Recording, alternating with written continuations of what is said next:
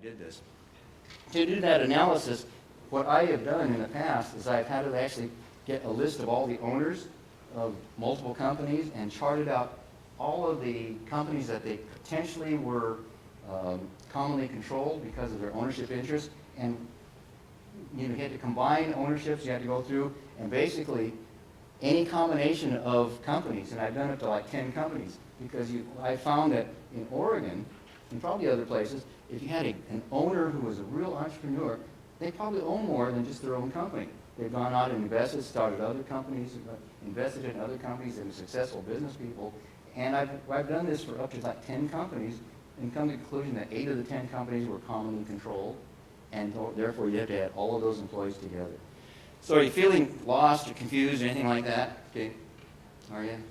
There's a reason for this, and I'll explain it this way. This is an iceberg. Now, this is a giant iceberg. I want you to think of this iceberg as being your brain. Okay? All of you are very smart. I can tell that from the questions you've been asking and the interest that you're giving me on this awful subject we're talking about. You have a giant iceberg for a brain. Me, on the other hand, I'm losing it, okay, as I get older. I have a small iceberg for a brain, okay? Penguins live on icebergs. This is a scientific explanation of what's going on here. If you think of each penguin as being one of the issues or concepts that we're talking about today, okay, there's only a limited amount of space on an iceberg. So you have a giant iceberg for a brain. You can have a lot of penguins on your iceberg. I have a small iceberg for a brain. I can't have so many penguins on my iceberg. And the problem is when you add new things to this iceberg, like we were talking about today, all of the Affordable Care Act requirements, it pushes penguins off of the iceberg. Okay, and that's why this stuff is so hard to remember. So don't let it bother you. But I know that all of you have large icebergs for a brain. I have a small iceberg for a brain. And you're going to be able to remember this a lot better than me. In fact, I'll be coming to you and ask you, what did I say? Okay? All right. How do you determine if an employee is a full-time employee? This is awful stuff. Okay? A full-time employee is an employee who works an average of at least 30 hours per week or 130 hours per month. Full-time equivalent employees are based upon 120 hours per month. So they have those two requirements there. Number one, I'm going to give you an explanation here. A full-time employee. If you are a large employer, you must count the number of full-time employees you have and provide coverage for them, or you're going to be paying a penalty. A full-time employee is one who works at least 30 hours per week or 130 hours per month. But when you are making the determination of whether or not you have 50 or more employees, then you have to look at full-time equivalents. And this is based upon 120 hours per month. Why did the government come up with 120 hours per month for one calculation and 130 hours per month for another calculation? Just to confuse you and make life difficult for you. I have no clue as to why they may have done that. But I want you to be clear on the distinction there. So when you're looking at what we're going to be talking about, who is a full-time employee, we're going to be looking at those who work 30 hours per week or 130 hours per month. Okay? Variable hour employee. That's an individual who is not a full-time employee. So that would be part-time employees, that would be seasonal employees, interns who are actually employees. It can be temps, temporary employees, depending on the situation. We'll talk about that in a second. Anybody who is not working as a full-time employee is a variable hour employee. Okay, in the past, what you've been able to do as an employer is you've been able to hire people and say, okay, you're a part-time employee. Okay? Even if you work them more than the hours to be a full-time employee, you could keep them as part-time employees. You could say, no, you're designated in your personnel file as a part-time employee, therefore you are not eligible for coverage. If at such time we feel you are a full-time employee, then we will give you coverage. But that was up to you to make that determination. The government has taken that away from you for eligibility for health coverage. And what they're saying is this, is that you must, number one, keep a record of all of the work hours for all of your employees who are not full-time employees, any of those that you say are not eligible for coverage, and you must determine if they, on average, for a period of time, have worked more than 30 hours per week or 130 hours per month. And if they have, for this measurement period of time, then they are a full-time employee, regardless of any of the company rules that you may have had in the past. Okay? Ongoing employee is an employee who who has worked for you, and what they say is for employed for at least one standard measurement period. And we'll talk about the standard measurement period because that starts to get into this awful topic that we're going to get into. And this is some of the worst rules that I've ever seen to try to explain. There are safe harbor rules for ongoing employees.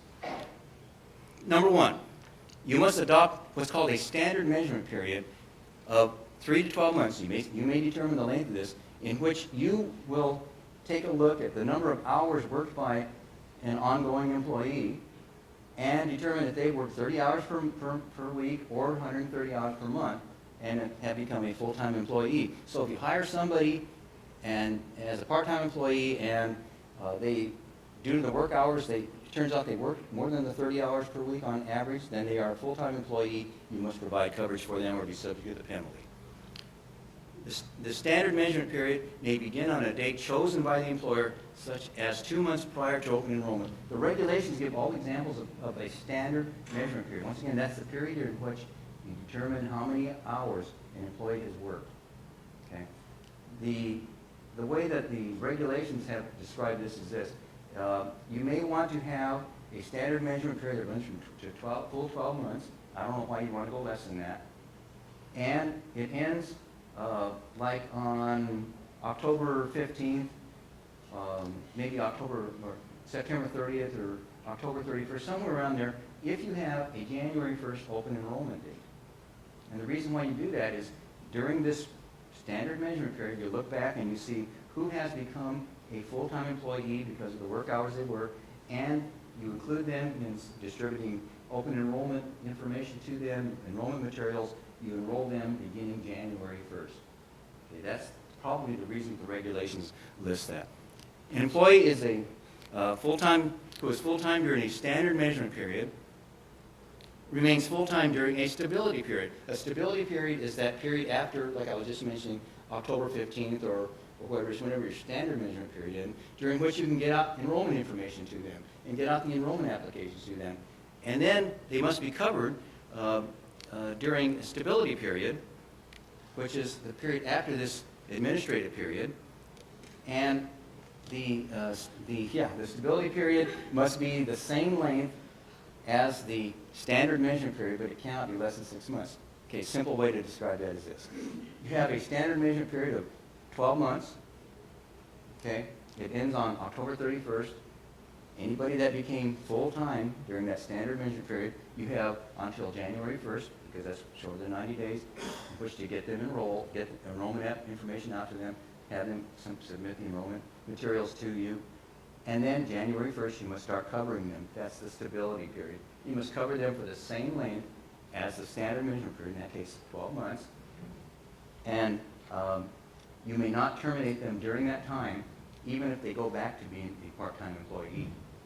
Okay, so you must cover them for at least the length of standard measurement period, and it can't be less than 6 months. Are you going to all remember this when you walk out of here? Yeah, it's awful, isn't it?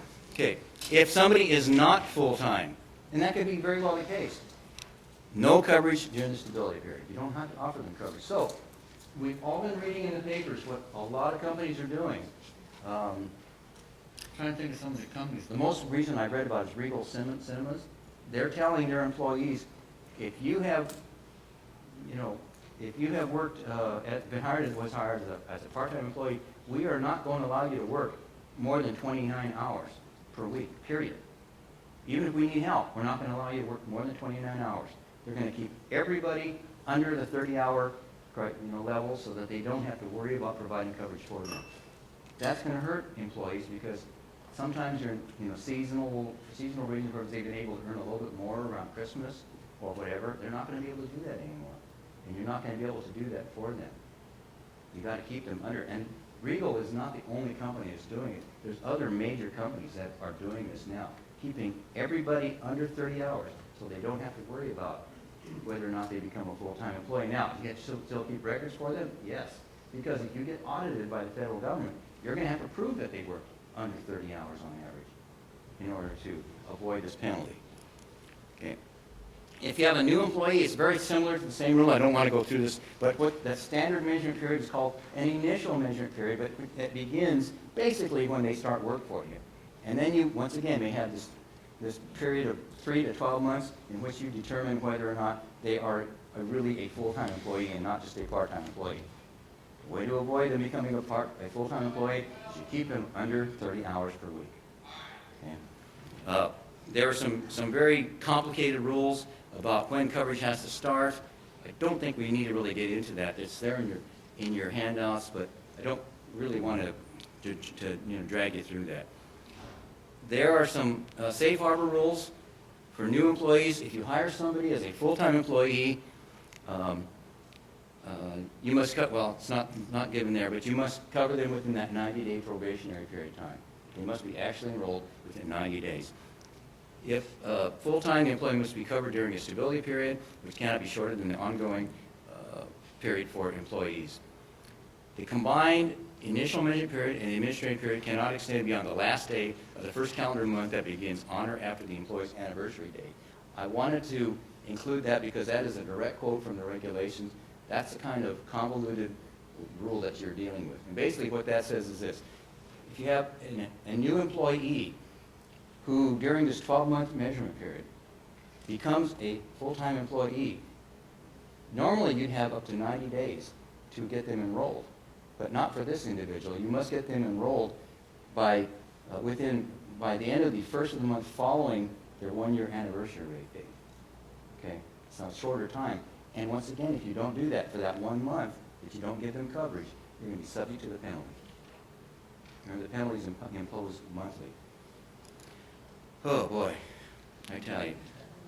A new employee becomes an ongoing employee if the new employee goes through a standard measurement period. So let's say if you hire somebody in May of the year and you have a 12-month initial measurement period and they work for you and they're not a full-time employee during this time, but they also go through a standard measurement period, which is going to run the same every year, and it would run from October 16th to October 15th, or is every year, then you must remeasure this same individual under the standard measurement period that did not qualify under the initial measurement period to see if they become a full-time employee under the standard measurement period. Do all of you have time to do this? Yeah. And keep in mind that you have to do this for every part-time employee. Okay. Awful, isn't it? This is just to determine whether you're a large or small company? No, this is to determine who you have to offer coverage to. Yeah, you've already determined that you're a large company. Because you have 50 employees. Okay, so how about interns, temporary, and seasonal employees? A large employer's interns and seasonal workers are entitled to health coverage the same as other employees if they average at least 30 hours per week of work and are common law employees. What is that saying? You treat interns and seasonal workers the same as any other employee. If you have students that you hire, you bring on, and just to give them some training in your industry, they are subject to the same rules if they work more than 30 hours per week during this measurement period. So if you keep them on for the full year, and they are still working for you, and they become a full-time employee, you have them alpha coverage. Now, the thing about interns is that they may only work for you for a 3-month summer period, right? So then, you're not going to really have to worry about them being a full-time employee if you look at their work hours average over a full year's time. And in fact, they are not going to be working for you when that full year goes by. So interns are probably a non-issue. Depends on how you hire interns. You had that question on interns. So even if you bring them in working 40 hours a week, or they usually work 5 day weeks. Right. Looking at a Right. period of time. Right. And keep in mind that in order to be eligible for coverage, they have to be employed at the time that they become eligible. So let's say you have this 12-month measurement period. They work for you for only 8 weeks. They work 40 hours a week. Averaging over a 12-month period, they're not going to have work 30 hours. But let's say they did or something. But they're no longer working for you. You don't have to provide coverage to anybody that's no longer working for you. Okay? So you don't have, they're kind of a non-issue, but yes, you have to worry about them. And yes, if the government comes in and audits you, you're going to have to show that. Okay? So that you actually measured it. Temps, a little bit different rule, and this is a rule that we are assuming to be the case because we're relying on some revenue rulings that go back to 1970 for this. Okay, temporary workers or temps are not an employer's employees placed by a temporary agency. In other words, you have this agreement with this temp agency to provide you temps. They're not your employee. They are the temps agency's employee. So you don't have to cover them. But let's say you go out and you hire a temp. You go, somebody applies to work for you, and you say, okay, you're going to be a temp, you're only going to work for us for 2 months. Potentially, that person could be a full-time employee. Now, Dina tells me that some of you hire temps and for quite a long period of time. I think you told me that. And there's a problem that has not been stated in the regulations that under the warning. It is possible that long-term temps may be found to be common law employees, even if you got them from another agency, from an outside agency. And what the government's trying to do is step in and prevent you from somehow finding a loophole in the law. And so they're going to say, yeah, well, generally the rule is going to be this: hire them from an outside agency. They're not considered to be employees. But you know what? If you have them on too long, we may treat them as a long-time employee, a full-time employee, and make you subject to the penalties. So you have to be very careful. For temps, you should really make sure that they truly are temps. And if they're a 3-year employee or a 2-year employee or even a 1-year employee, they're not really a temp, are they? Okay. We also be counted by the employee accountants, the temp agency. Pardon me? No. They're still being counted as employees. Yeah, yeah, they are still, right, they're still, and you're absolutely right, they're still being counted as an employee by the temp agency, who they may or may not be a full-time employee for that temp agency, we don't know. But the question is, are you responsible for paying a large employer penalty, which is kind of a different issue, simply because you have temps that you've kept on for such a long period of time. Okay. Once again, this is something that is not in the regulations, but has been hinted at in some of the commentary, that one of the things the government's looking at. You have a long-term temp employee, maybe they're not a temp anymore because they've been with you for so long. Dividing work hours with a temp agency will not avoid a temp from being a full-time common law employee. So the government's always looking to close the loophole. Basically, this says this: if you have a temp and you say that, well, the temp is working for us 20 hours a week because they're provided by this agency, but we've also put this temp on for 20 hours a week as our own employee. The government's not going to let you get away with that. They're going to say, no, we're going to look at full 40 hours per week, say that that individual could be a full-time employee. Okay, yeah. We're getting a little short on time here. In fact, we've gone over the time, haven't we? Yeah. You know what? We're gonna have some taxation rules and like that. Those really don't need to be gone over by us. Take a look at those. I want to get through this, and then we're going to wrap up. Okay? So I don't want to keep any longer than we have to. This is really kind of how this thing works. You have the standard measurement period for ongoing employees, 3 to 12 months, up to 90 days to get them enrolled during the administration period. A stability period of the same as the standard measurement period, but no less than 6 months. Same for new employees, this initial measurement period, administration period, stability period. But as you chart it out, this is the way it's going to start to look. Okay, have a standard measurement period. I'll point these out to you. The administrative period, stability period. This is for all ongoing employees. You have to measure them every single year if they're a part-time employee. Okay. So you review each ongoing part-time employee after each standard measurement period to determine if they become a full-time employee. For a new employee, here's the other rules. You would start, let's say you have an individual that starts working for you on November 15th of 2012. Okay. The employee's initial measurement period would begin on November 15th and would go for a full year.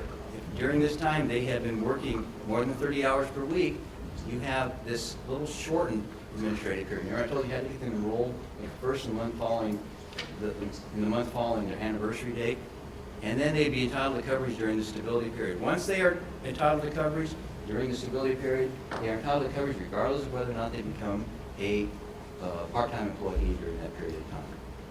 Yes? What if they leave?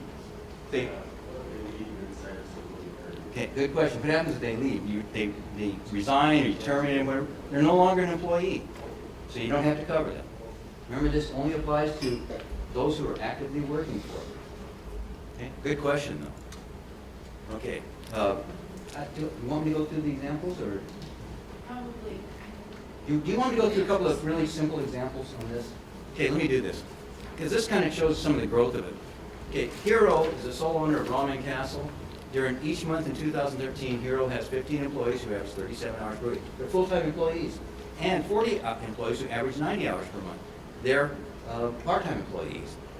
This is the analysis. The 15 employees who average 37 hours are full-time employees. The work hours of the 40 non-full-time employees are added together, but not more than 120 hours per employee, and divided by 120 to determine full-time equivalents. So you have 40 times 90 work hours for these 40 full-time, part-time employees. 3,600 work hours. 3,600 work hours divided by 120 equals 30 full-time equivalent employees.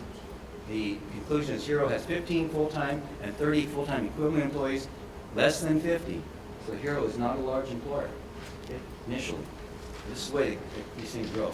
On January 1st, Hero buys Sushi Corral, which he runs as a separate business. Sushi Corral has 10 employees who average 32 hours per week and 25 employees who average 75 hours per month.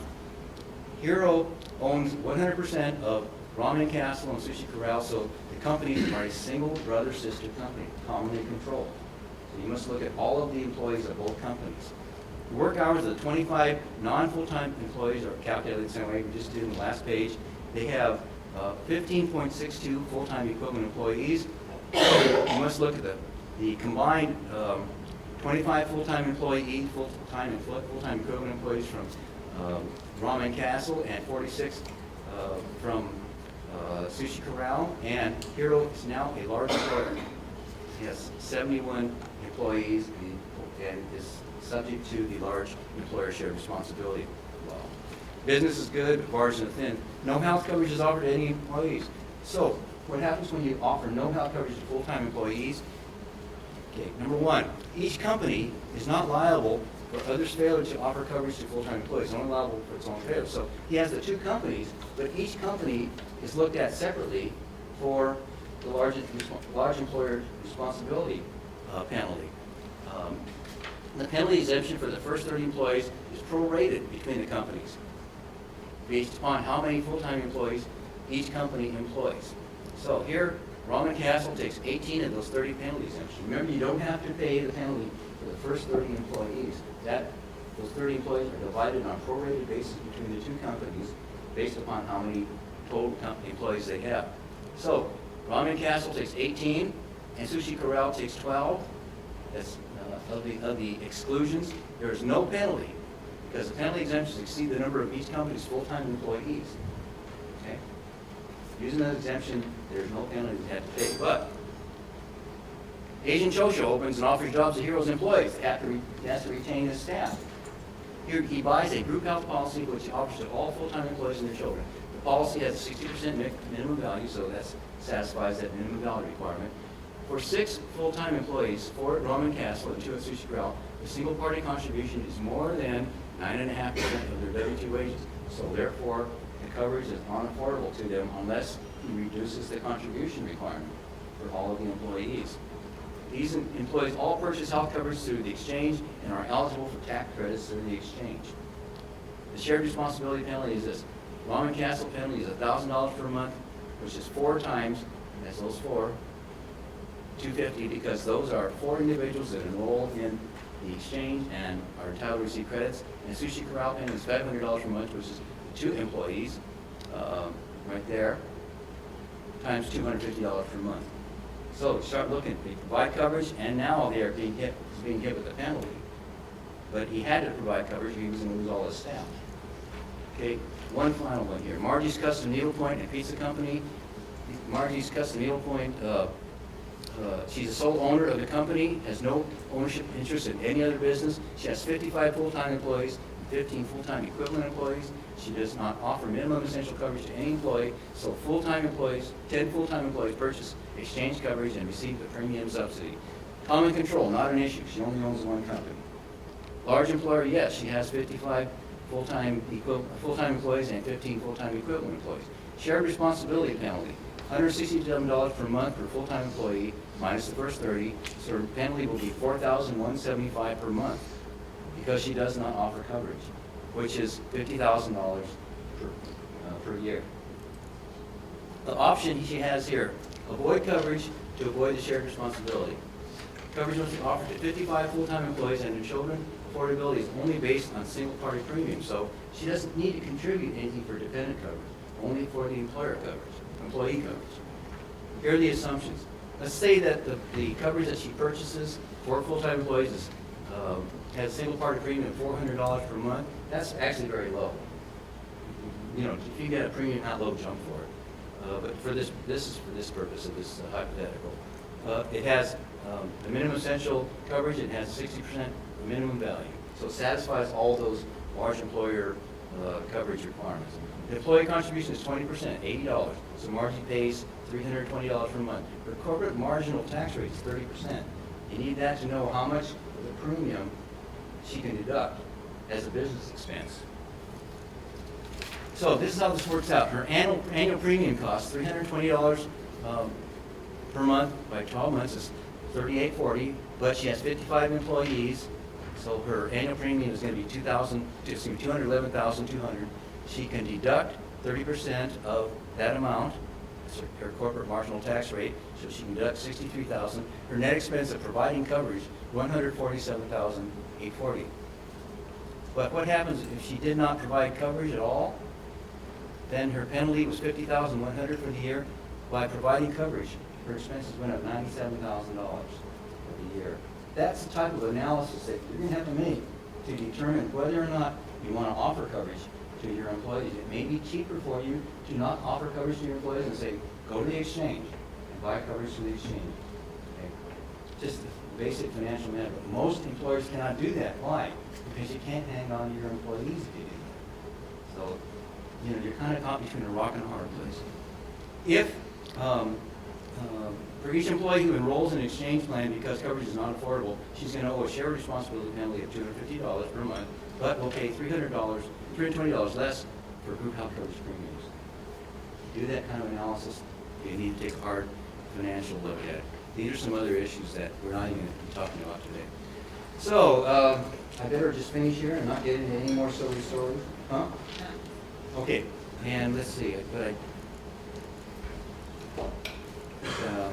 that's too bad because I like talking about that last one.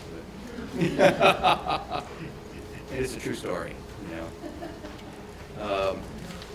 Yeah. Anyway, you know, stretching your dollars. You know, a kids' fund's important, and we're really good at having cheap kids' funds. Guys, because my dad was a minister, we were always poor.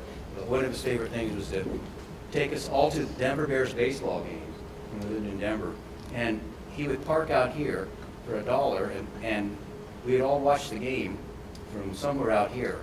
My dad, of course, would go into the stadium to watch the game. Okay. We all went to a lot of drive-ins because, you know, they didn't charge anything for kids, and sometimes they had a single price for a car. You know, or you get it early, you get a discounted price. So that was kind of thing to do. You know, as for me, I did things like played marbles and caught tadpoles, and if you gave me a shoebox, I could have fun with it for a long period of time, making things out of it. But, you know, one of my favorite things is if we had an appliance box, I would make things out of it. I mean, that was the most fun thing I had to do. I remember spending weeks turning an appliance box into a spaceship, you know, putting all the bells and controls and things like that. So the best advice I want to give to all of you is, you know, if you have kids that want iPhones and iPads and all of these, you know, PlayStations and Xboxes and things like that, don't do that. You're going to go there. You need to save on expenses. You don't need to cut costs. Just go down to the appliance store and get them an appliance box. And you know what? If you're lucky, they might go down and make a living for themselves. So, sorry we didn't have time to get through everything. You know, you can understand why it's really complicated, difficult. I'm going to be here while I'm packing up. If you want to talk about any questions you may have, if I can possibly give you an answer, I'm happy to do so. Well, thank you, David. It's a lot of information. It's a lot of information that's going to keep changing. And obviously, we're going to make it our mission to know this stuff as much as we can. We've already partnered with our National Association of Health Underwriters to purchase an online tool that helps us help you do these calculations. They have been developed by, you know, really smart ACA compliant firms. So we'll have a tool where we actually ask you all these questions, where we hit on every single provision, a survey of such during your renewal time, to determine, help you make decisions and give you a full report about, for your company. So we also have calculators for the small business, shop, and individuals. So it's our mission to do the best we can to help you with this stuff. So use us for that. And I really thank you for taking this much time out of running your businesses. Yeah, thank you. We really appreciate you being here because this is not fun stuff to sit through, and it really shows your interest in what's going on. It's going to roll out, and as time goes by, I think it will become second nature to us, just like COBRA did and HIPAA has. And I remember the panic when those laws came out, and hopefully this is going to be the same way. This is just like 20 COBRAs. Yeah, it's COBRA on steroids, and yeah. So thanks so much. Really appreciate it. Awful stuff.